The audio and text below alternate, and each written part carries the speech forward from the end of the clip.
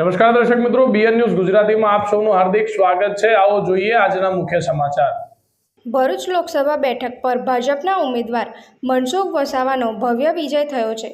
ભરૂચની કેજે પોલિટેકનિક કોલેજમાં સવારથી જ મતગણતરી ચાલુ થઈ ગઈ હતી અને શાંતિપૂર્વક માહોલમાં યોજાઈ હતી।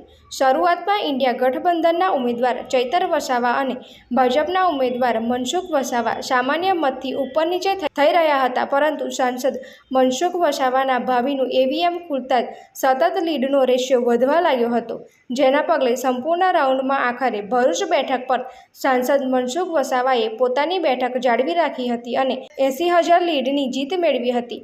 આ જીત મારા મતદારોની હોય અને ધારાસભ્યોની હોય તેવું સાંસદ મનસુખ વસાવાએ માન્યું હતું। 3 લાખની લીડની જીત મેળવનારને આખરે 80,000ની લીડથી જીત મળી હતી।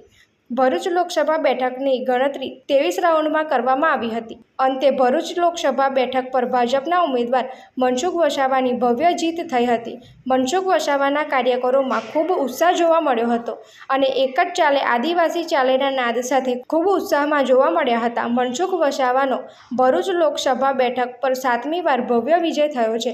મનસુખ વસાવાના કાર્યકરો જણાવી રહ્યા હતા કે એક જ ચાલે મનસુખભાઈ ચાલે, મનસુખભાઈ તુમ આગે बढ़ो, હમ तुम्हारे साथ है, એક જ ચાલે આદિવાસી ચાલે। મનસુખ વસાવાની ભવ્ય જીતને લઈ તેઓના ફેમિલી પણ ખૂબ ઉત્સાહમાં જોવા મળ્યા હતા અને તેઓ પણ હાજર રહ્યા હતા। મનસુખ વસાવાના ધર્મપત્ની અને તેઓની પુત્રી પણ મનસુખ વસાવા સાથે હાજર જોવા મળ્યા હતા।